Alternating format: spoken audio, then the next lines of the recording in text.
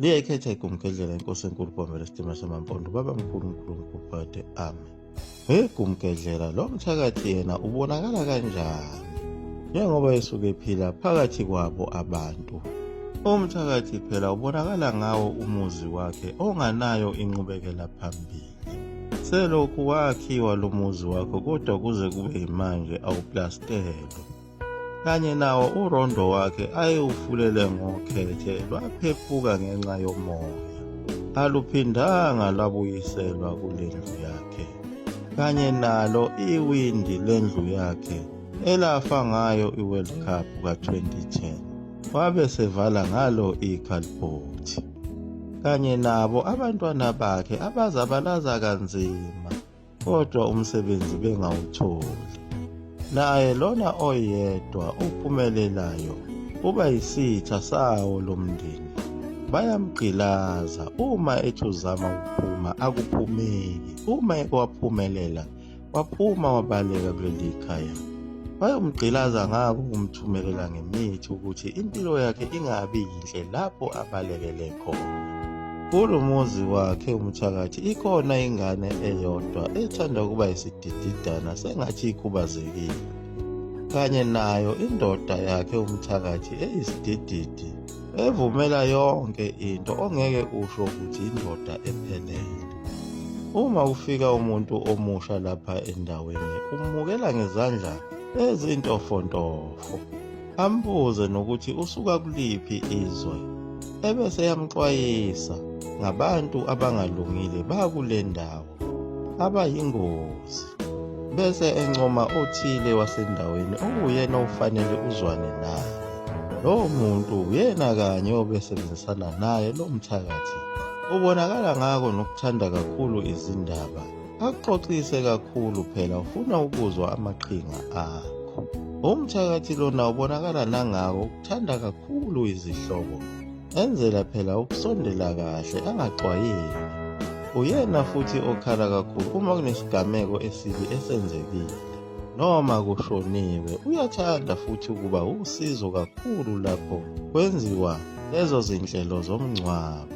Eniluleke ngokuthi senizithintile zonke izihlobo, akhathazeke kakhulu.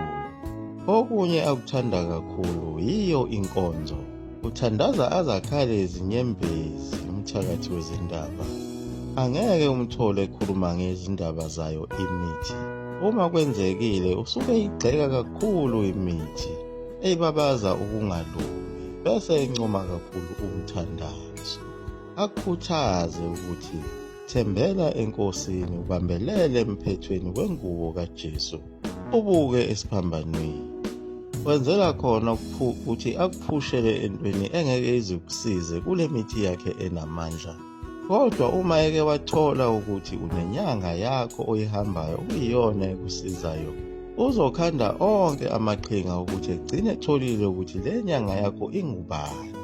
Uyokwenza iqhinga lokuthi uma unenkinga uya kule nyanga akuphelezele ukuze ayibone inyanga yakho, bese eyanyenya ngelinye ilanga esezihambela yedwa ukuze athole imithi yale nyanga yakho, ayithathe ayifaka ayihlanganise nale mithi yakhe yokuthanda yokuthakatha ukuze ayiqede amandla le mithi ozelapha ngayo.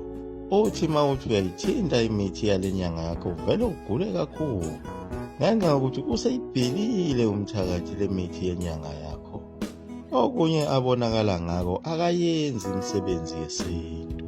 Ngaba ukwenzela umntwana imbeleko noma umhlomuhle noma umhlonyana noma umemulo, noma ukwenzela ubaba noma uthile womndeni umsebenzi noma isihlangu noma isidwaba noma ukukhushulwa komuntu osashona. Akayenzi yonke le micimbi, futhi wenza iqiniso lokuthi akayihambeli le micimbi.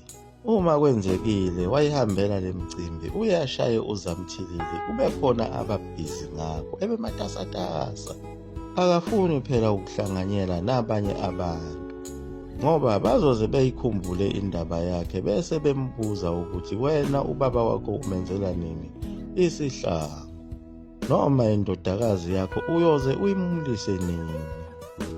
Naso isigodi lapho kuhlala khona abathakathi ayibi khona inqubekela phambili, nayo intsha ehlala lesi sigodi ayiwutholi umsebenzi, kanye nayo intuthuko kulesi sigodi ayibi khona, ijika le phezulu ngasemgwaqeni ingabe safinyelela kulesi sigodi. Osizakalayo uye phela oze abaleke kulesi sigodi ayohlala kwenye indawo, bese eyaphunyuka kuleli thunzi labathakathi basesigodini sakhe. Uma ufuna ukuletha intuthuko kuso lesi sigodi, mhlasimbe ufuna ukwakha isitolo kulesi sigodi esizosiza abantu, ibona abafika kuqala bezohalalisa bekubongela ngawo umqondo omuhle oqhamuka nawo ukuvula lesi sitolo, bethembisa konke ukuthi bazokuxhasa ngawo wonke amandla. Kodwa phinde naso leso sitolo sakho ngeke sibe yimpumelelo. Phela laba bathakathi emini bazenza abantu ongathi abazwani, kanti basuke bedlala ngawo umqondo wakho lona ukhomba loya ukuthi loya bayamsola ukuthi uyathakatha. Ma uya kulo munye naye akhombe omunye, nomunye akhombe omunye, kodwa ebusuku bayinto eyodwa. Khona kulikhuni kwesinye isikhathi ukuthi umbone umuntu ongumthakathi, ngoba phela uma esenza le migilingwane yakhe unamanye amakhambi anamandla acasha ngawo, bese ebanqunu azigcobe ngomlotha enzela ukulahla isithunzi sakhe ukuthi ngisho noma uthi uya emgulweni angaphumi. Uma esephephetha ekhafula abantu akazibizi ngegama lakhe, uyakhafule bese yasho igama lomunye umuntu enzela ukuthi kuphume yena emgulweni. Uma eseqala le mikhuba yakhe ekukhwifa beyiqeda lapho besethi imina igumgedlela. Nangempela uzothi usaya esangomeni sakhe esikhuphile mase sibhula sithi igumgedlela umthakathi, uye lona okugadlayo, kanti nidlala umthakathi. Ucashile futhi unamandla phela ngoba naye waqala kuzo lezi zinto zobungoma nobunyanga. Isikole sakhe samazinga aphansi leso, yena usesezingeni eliphezulu njengoba yendiza nangawo umshanelo. Nayo inyanga efufusayo uma ithi zama ukukhipha ibhodlela elicushwe ngalo umthakathi egcekeni lakho, kuyenzeka ife ngoba umthakathi unamandla. Umthakathi lona akakufuni ukuthula kanye nayo impumelelo, ufuna kuhlale kukhona ungazwani kanye nako ukushona kwabantu, bese ejabula kakhulu ngisho noma kushone umuntu angamazi. Ngisho nakhona lapho osebenza khona ukhona umthakathi, uye lona phela oqhamuka esekumukela ngezandla ezimhlophe ebese kuchazela ngabo bonke abantu abangalungile emsebenzini, akhombise ukukhathalela kakhulu ekubeni nibe niqala ukubonana ningazani.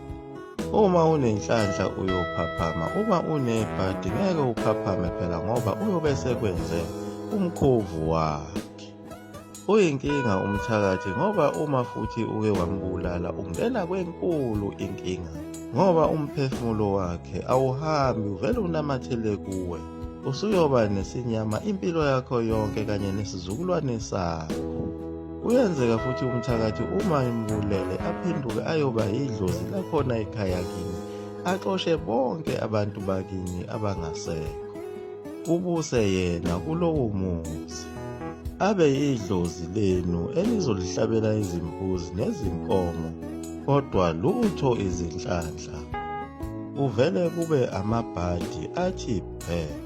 Uma niya ezangomeni nasezinyangeni bethi kunokhokho wenu ofuna nimenzele okuthile, kanti nenzela lo mthakathi usecashile, ucashe ngamakhehla akini, usezenza ukhokho wenu, kodwa useshaye wonke okhokho benu abachitha ngaphandle komuzi.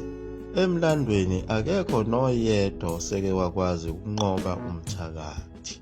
Izinyanga, izangoma kanye nawo amakholwa ehluleka, kwaze kwasiza khona ukufika kwakhe uShembe ezweni lakwaZulu nasemampondweni, okuyena owafika wabaqoba wabavungula laba bathakathi. Kodwa namanje abakapheli ngenxa yokuthi bacashe kuwo phela amasonto. Ngiyagubha lapho igumgedlela nzulu amafutha omkhofu into emnesoka phakathi ami.